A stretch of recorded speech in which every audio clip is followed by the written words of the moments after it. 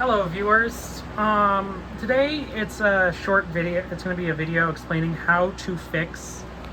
So if you're noticing in your FreePBX logs or whatever, you're getting this over here. Here. Let me reboot the server so I can demonstrate this issue. One moment. All right, and we're rebooting.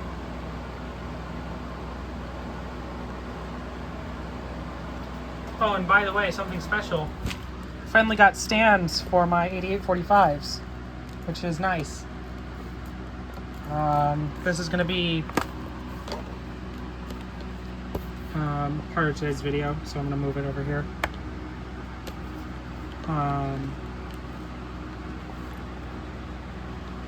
I should do a video on how I provisioned these. But anyway, I need to log into my box. So as you can see, it wants me to log in. So I'm going to go ahead and do that.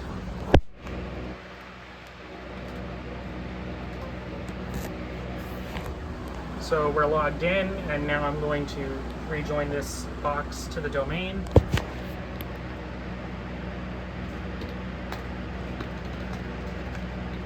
Okay, in it.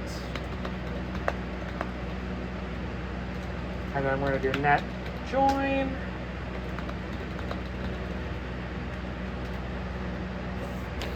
All right, and we have joined, and I'm going to clear the terminal. All right, so everything is back to normal. If I want to, I can log into this with the domain user, but I'm not going to. Now, for this, it would be helpful to make sure that you are able to use more than one terminal window. So, using Alt and the F keys on your Linux box to tab between terminals. So, on this first terminal right here, I'm going to go into the asterisk CLI, because that way all the logs will print to the screen. So as you can see, we're logged in. And now I'm going to take this phone, make sure the camera's off. All right. And we are going to dial the directory. Please enter the first three or more letters of the party's first or last name. So the call to the directory went through. Now, here's where the problem arises. I'm going to make a call between two endpoints, and FastAGI is going to stop.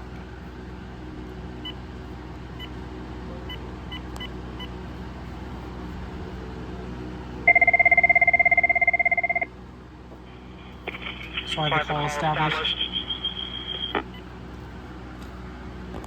And I've hung up. Now I'm going to try to dial 411 again.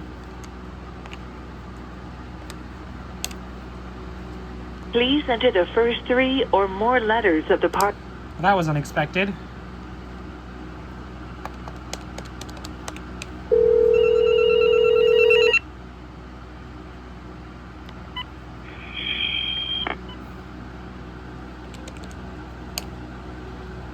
Please enter the first three.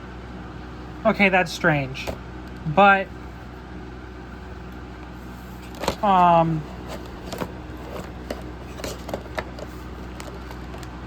if you run into an issue with FreePBX and FastAGI, I do have a solution. So I do have a script that I can run. Please enter.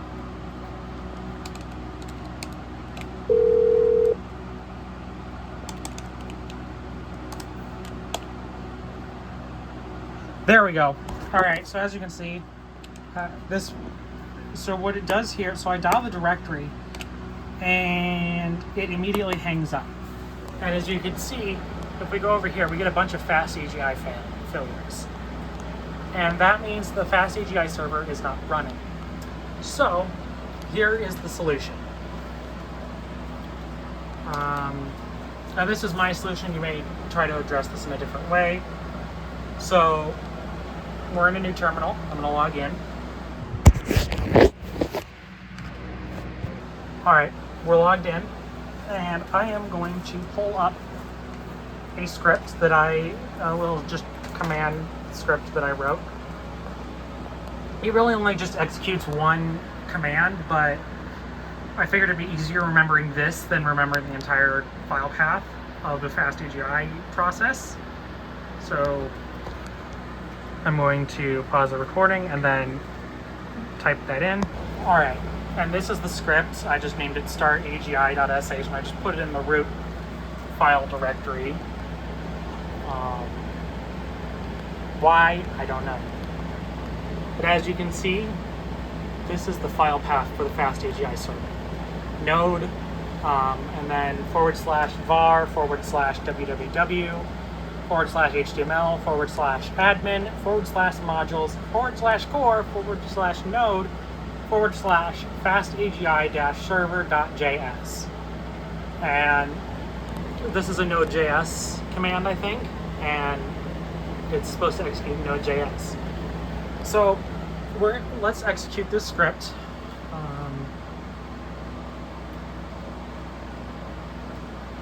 Bash.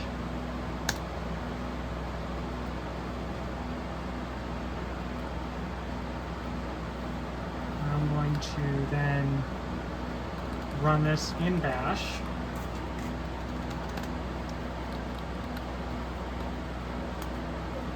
So as you can see, I ran the command, and now it says FastAGI server is ready to process calls.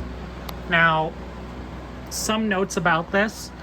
I tried doing this with a no-hub command, which is it's supposedly supposed to protect the instance from hangups or terminal disconnections, but the problem is eventually that command will time out or something happens and this FastAGI server quits.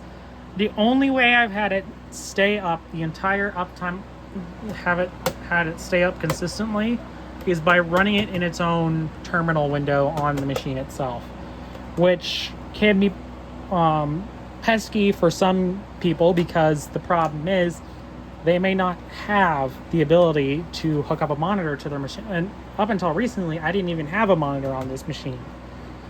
But as I was probably going to be, it would probably be a good idea to at least have some form of display for this machine, so that if I have to re-image it or whatever, if I have to wipe it again, I don't have to go upstairs and undo my entire setup so that I can just plug in a DisplayPort monitor. Because the monitor upstairs, the newer monitor upstairs, is up until recently was the only DisplayPort monitor we had.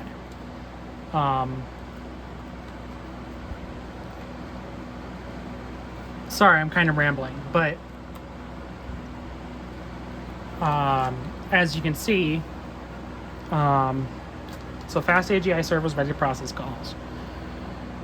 If you want, I might be able to upload this script to GitHub maybe or something. I don't know. I could just put it in the YouTube description, and you could just copy paste it into a text file or something and then load it onto a flash drive and run that. I don't really care. This was just my solution to get the FastAGI server to work, because for some reason, and what I showed you, that was a one-off. Usually after the first successfully completed call, it shuts down. The server process stops. So anyway, let's demonstrate that it's working. So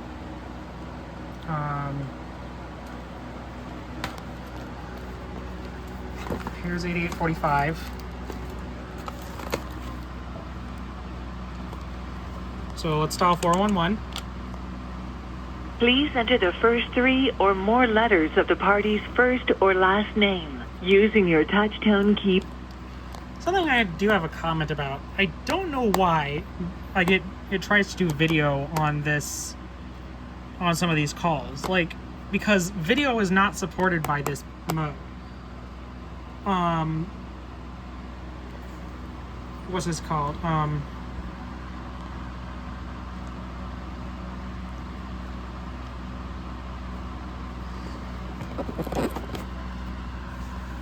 I'm trying to think.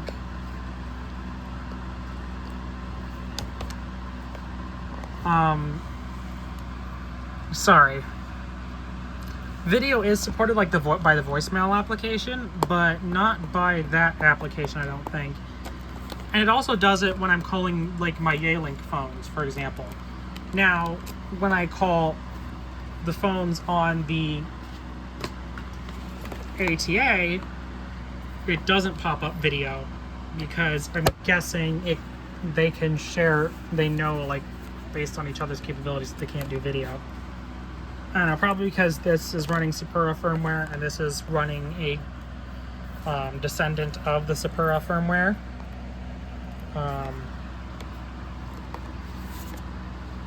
Like, it's kind of funny how some of the elements in this guy's config utility and this guy's config utility are like pretty much the same.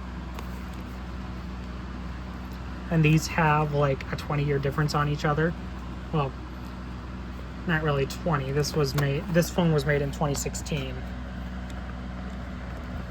But you get the idea. There's an age gap between these. Still find it funny that this thing runs 10 meg. But anyway, yeah, I have what's it called working? FastAGI working. And here is something else. So as you can see, there's text printed on the terminal. And so I'm going to activate I'm going to activate one of these functions. In this case, it's going to be wake up call. Hello, this is your wake-up call. For a wake-up call, press 1. List, press 2.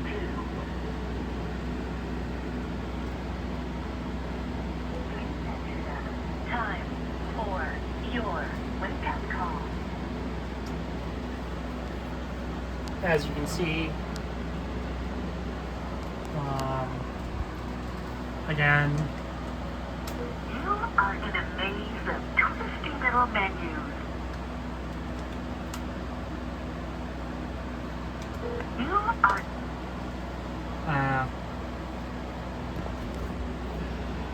you can see a bunch of things. Trying to dial the directory. Please enter the first 3 or more letters of the party's first or last name using your touchtone keypad. Use the 1 key for punctuations. Press 0 to exit the directory.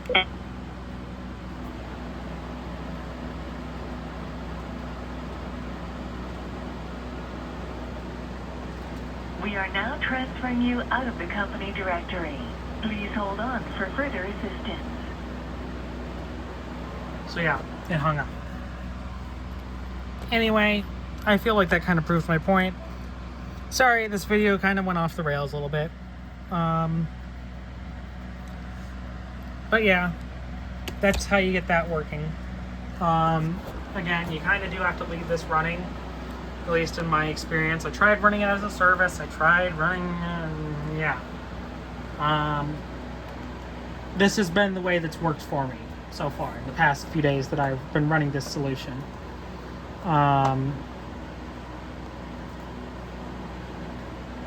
I don't know if this is just an issue that's unique to me and the way I installed FreePBX. I don't know. Because I did it the manual way because it wouldn't do it the automatic way. Probably because this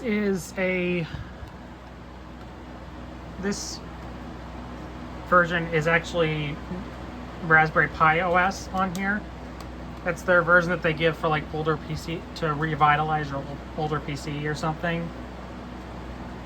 But the version they provide is Debian 11, and I updated this to Debian 12. And plus, I think maybe it's when I installed it, it was configured as x86 when it's 64. I don't know, but it works, and that's all I care about right now. So anyway, if you have any questions, leave them down below. I do want to mention that I have started putting affiliate links in my video descriptions. A little bit of a disclaimer about that.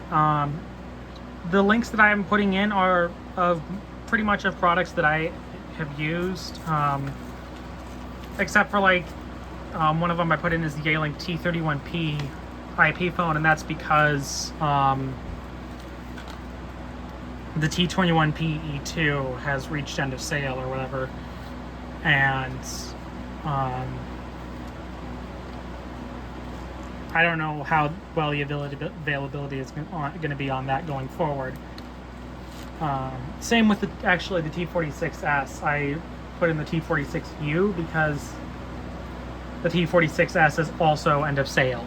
So, but for the most part, I've just put in products that I use, that you can buy on Amazon. So if you would check those affiliate links out, that would be a great help to the channel. It would help me get equipment to show off, like how I do this stuff and how I interpret this stuff as how it should work. But yeah, other than that, just a little PSA there. Other than that, that's all I have. Thank you for watching and have a good day.